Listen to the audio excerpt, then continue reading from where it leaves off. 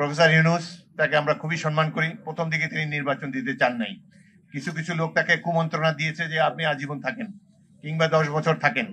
তারও শখ হয়েছে, মন্দ কি, এইভাবে যদি পতাকা উড়ানো যায়, এয়ার কন্ডিশনের মধ্যে থাকা যায়, প্রতি মাসে বিদেশ সফর করা যায়, আত্মীয় স্বজনকে মন্ত্রী বানানো যায়, উপদেষ্টা বানানো যায়, রাষ্ট্র ক্ষমতায় যে বেহিসাবি কত ধরনের তৎপরতা দেখা যায়, তখন তারও ধারণা ছিল যে এইভাবেই বোধহয় চলবে। কিন্তু 13 মাস অতিবাহিত হওয়ার পর প্রফেসর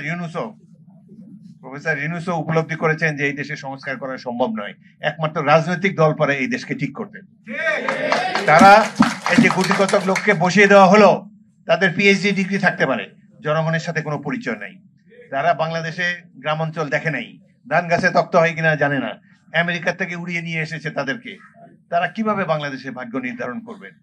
এদের সহযোগী হয়েছে এখন একটি রাজনৈতিক দল যারা 71-এ মুক্তিযুদ্ধের বিরোধিতা করেছিল, যারা 47 সালে পাকিস্তান আন্দোলনের বিরোধিতা করেছিল, সবসময় জনগণের বিপক্ষে থাকে তাদের অবস্থান। আজকে তারা বাংলাদেশে ভাগ্য নির্ধারণ করতে চায়।